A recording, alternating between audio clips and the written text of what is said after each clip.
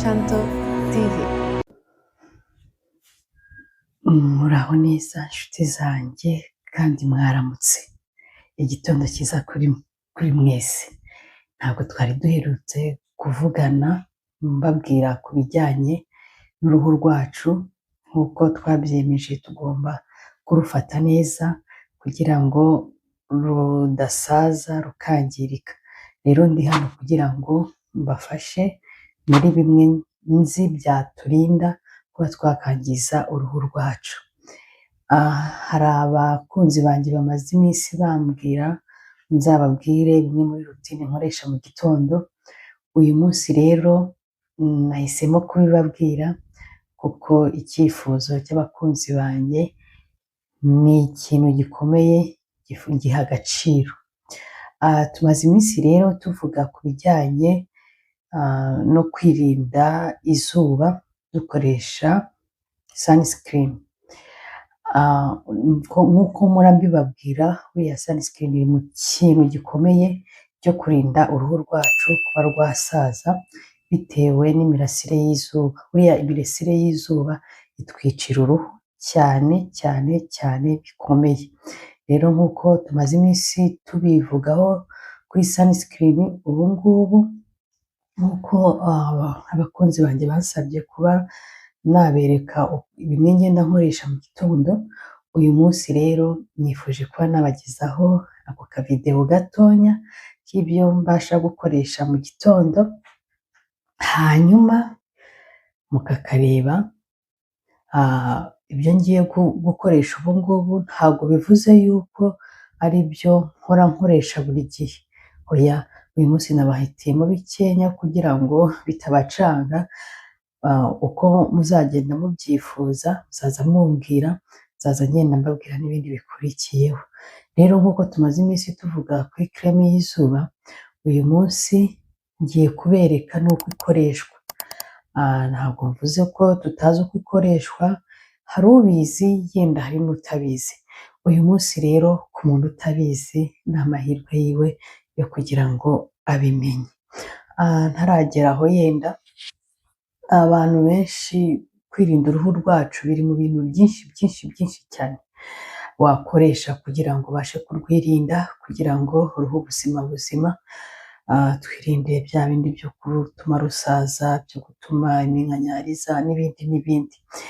Hari ikintu rero akenshi tutajya twitaho cyane, buriya n'isabune iri mu bintu byatuma uruhu rwawe rwangirika. Rero iyo rutine yanjye ya mu gitondo nk'uko bisanzwe, banza gukaraba mu maso. Nahakarabye, ntabwo byo nabifashe ariko nahakarabye. Yenda kuri icyo ngicyo nabereka nk'isabune nakoresheje. Iyi niyo nabakoresheje, ni CeraVe, nayo iri mu masabune menshi. Ntabwo bivuze ko ariyo mpora nkoresha buri gihe, ariko nayo iri mu masabune menshi wakoresha. Yenda nimubishaka nzabereka n'iyindi. Uyu munsi rero iriya mberetse niyo nakoresheje. Nakarabye mu maso, narangije ngiye kwihanagura. Ikindi nagira ngo mbabwire, buriya ntabwo mu maso tuba tugomba kwihanaguza ibintu byose tubonye cyangwa ngo twihanagure uko tubonye. Ndabereka yenda uyu munsi afite agatambaro kano, ni agatambaro koroshye cyane kugira ngo katabasha gukubura mu maso. Kandi no kwihanagura mu maso ntabwo twihanagura kwa kundi gutya, ugomba kwihanagura mu maso neza kugira ngo ugire urya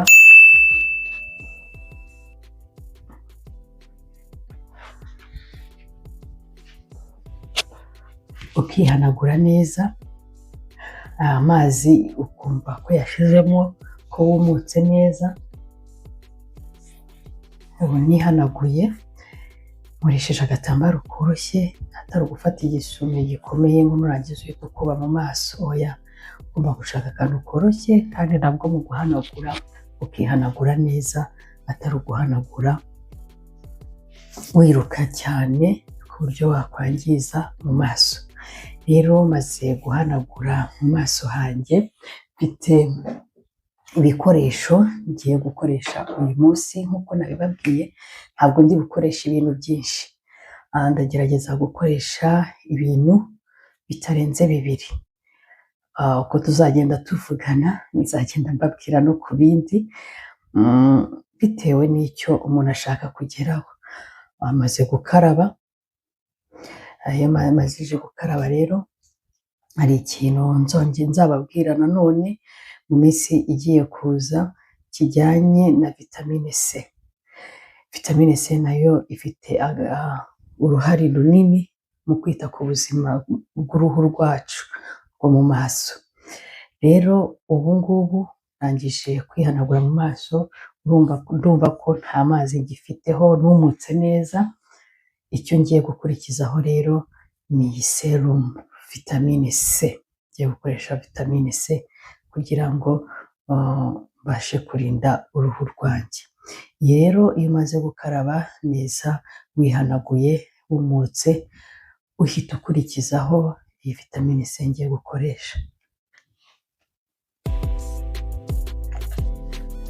Ukisiga neza neza, ntaho ukahashyira.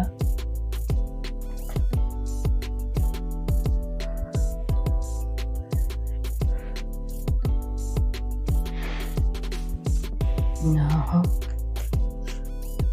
warangiza ukazimanganya neza. Yashyizeho udutonyanga tubiri haba ku matama yose nko mu gahanga.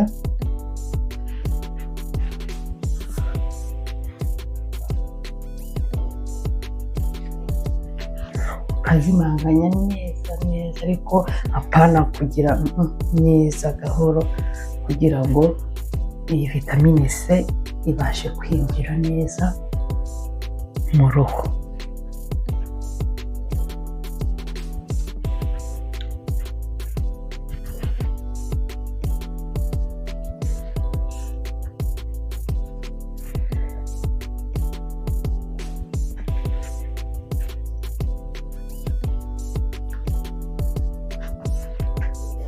Hari ikindi navuze, gushyira no mu ijosi, ku buryo umanurana no mu ijosi hose ukahasiga.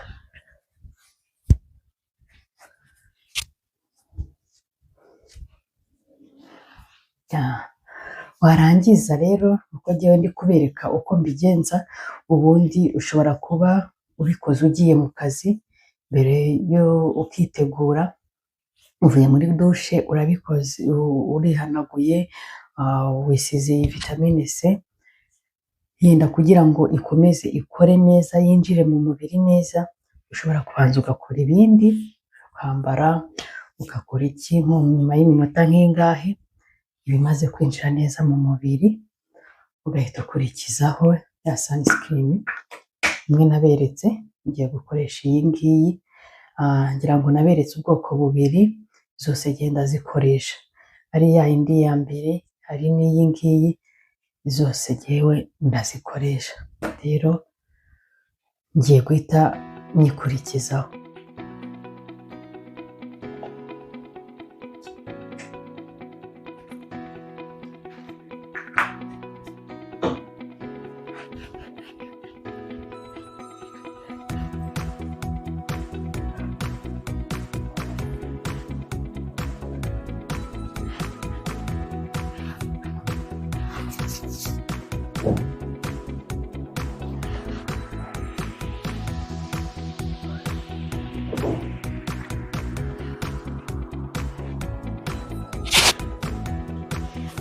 Ukisiga neza nk'uko twabivuze, no mu ijosi ukamanuriraho.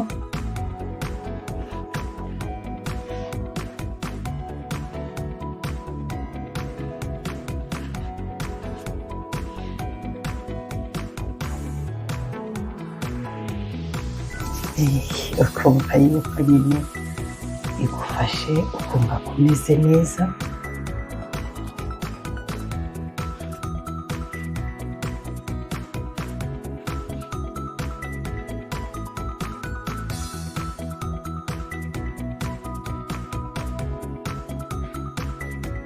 nkaba ndangije gushyiraho sunscreen yanjye. Bikaba birarangiye uyu munsi ni iyi rutine nahisemo kubereka byoroshye. Ugenda ushobora kuba uri buhite wisiga makeup. Ku muntu ushobora guhita yisiga makeup ashobora guhita yisiga. Hari ikintu yenda ntababwiye ariko nababwiye nti nimubishaka muzanyandikira mumbwire ese ndamutse ngiye nkoresha ibindi bintu byinshi atari nk'ubu jyewe uyu munsi nkoresheje vitamine C, nkoresha na sunscreen, niyo rutine nahisemo gukoresha uyu munsi, ariko ntabwo bivuze yuko ariyo nkoresha buri gihe. Nuko nagira ngo mbereke. Ushobora kuba ukoresha na creme yo mu maso yo kwisiga, nabyo wabikora bigakunda.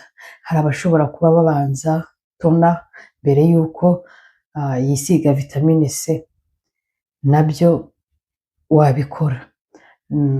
Nabyo nimubyifuza muzambwira mbereke uko nabyo wabikurikiranya hanyuma ukaba wabasha kwisiga.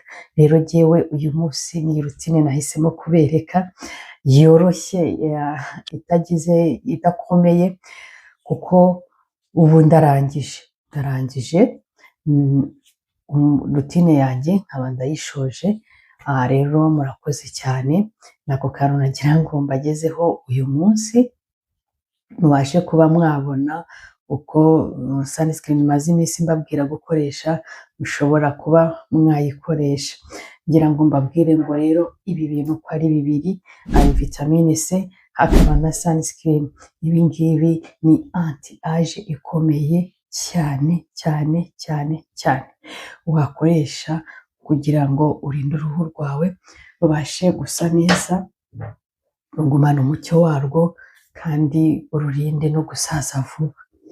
Ibi bintu rwose ndakubwiye ngo ubikoresheje uruhu rwawe nta bibazo rwagira, ariko ugakoresha ibifite ubushobozi bwo kukurinda, kuko nababwiye kenshi yuko hariho za sunscreen nyinshi, hariho za vitamine C nyinshi, rero zose ntabwo ariko zidufitiye umumaro, zose ntabwo ariko zikora kimwe. Ngira ngo hari izo naberetse, ziriya rwose ndazizeye nta kibazo wazikoresha. Rero mureke dukomeze twite ku ruhu rwacu, tururinda ibibazo byo gusaza n'ibindi bibazo byose twahura nabyo. Murakoze cyane, mbifurije kugira umunsi mwiza, Imana ikomeze ibarinde, turi kumwe. Bye bye.